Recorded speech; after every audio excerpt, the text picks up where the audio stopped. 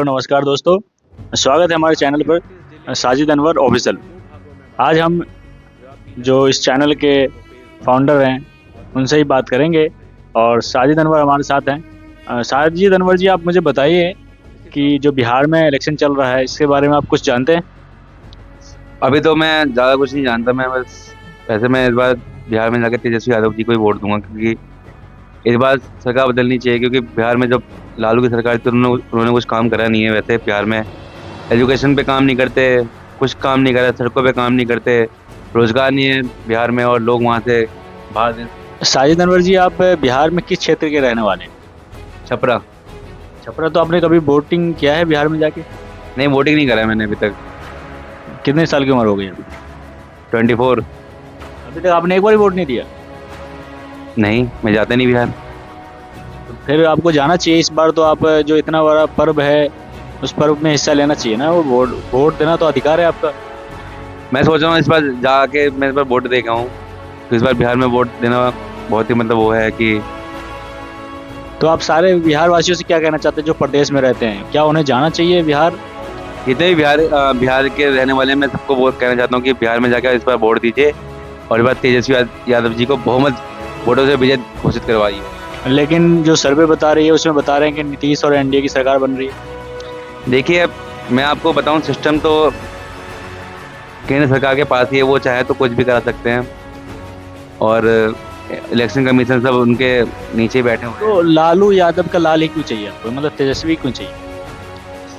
देखो, तेजस्वी जो अब आएगा तो भाई साहब उन्होंने बोला कि वो बहुत सारे काम करवाएंगे बिहार में, एजुकेशन और हॉस्पिटल वगैरह बनवाएंगे, बिहार को आगे लेके जाएंगे, कंपनी वगैरह बनवाएंगे। उन्होंने बोला कि 2000 कंपनी बिहार में लेके आएंगे और बिहार के लोग बिहार में ही काम करके रोज। आपको पता है अभी इस वक्त जो है जो आईआरसीटी जो रेलवे की जो हमारी कंपनी है रेलवे का, आईआरसीटी में घोटाला किया गया है तेजस्वी यादव के थ्रू और आपका लालू यादव के थ्रू, और घोटाला जो है सिद्ध हो चुका है। मतलब उनको सजा होगी इस पर। अभी कानूनी कार्रवाई चल रही है। देखिए सर, तो उनको फंसाने की साजिश चल रही है केंद्र सरकार। वैसे तो देखा तो मैंने न्यूज़ है ये वाली बात, लेकिन मैं बस इतना कहना चाहता हूँ कि आप वोट उसी को दो जो आपके क्षेत्र में काम कराए और आपके क्षेत्र को विकास के राह पे लेके जाए। सर, तो जैसा कि आपने बताया कि भाई आप लालू के लाल को वोट देंगे, तो अभी हमारे बिहार में एक पार्टी है जन स्वराज पार्टी। तो उस बारे में आप बताइए कुछ। क्या उनका वोट देना ज़्यादा बेहतर नहीं होगा?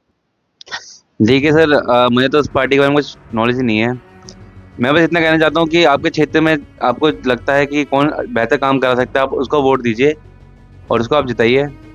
लेकिन अभी तो आपने कहा कि लालू को वोट दो, आपने प्रचार किया लालू का। तो मैंने तेजस्वी यादव जी का प्रचार करा है, क्योंकि वो एक उन्होंने बहुत ही बोला है कि हम आगे चल के ये विकास काम कराएंगे, बिहार में विकास लाएंगे और 2000 कंपनी में डालने की बात करी उन्होंने बिहार में। कैसे? मतलब अभी तक पिछले आज़ादी के 70 साल में 2000 के 100 फैक्ट्री भी कंपनी में नहीं है बिहार में, और एकदम से 2000 कैसे हो जाएगा? सर, वो केंद्र सरकार के जब केंद्र सरकार जब से बिहार में बने उस टाइम बिहार में कुछ भी काम नहीं हुआ। लेकिन आप कांग्रेस को बनाइए, वोट दीजिए और इस बार देखिए कांग्रेस कैसे बेहतरीन काम कराएगी बिहार में। बिहार में 30 साल से कांग्रेस का सरकार था और 10 साल से लालू जी की, और अभी 20 साल से नीतीश जी की सरकार है। इस बार ने कांग्रेस पार्टी ने बहुत ही बोला है कि इस बार बिहार में अगर इस बार कांग्रेस पार्टी को वोट देंगे तो बिहार में बहुत ही अच्छा होगा और बहुत ही विकास होगा बिहार में। ठीक है ना? आप लोग भी कांग्रेस को 6 तारीख को मतदान में कांग्रेस को वोट दो और इस बार कांग्रेस पार्टी को जिताओ। बिहार इस बार बदलना चाहिए। सर, एक सवाल का और जवाब दीजिए। आप जो कहाँ रहते हैं, मतलब दिल्ली में आप कहाँ पर रहते हैं? मैं गाजियाबाद में रहता हूँ। कितने सालों से?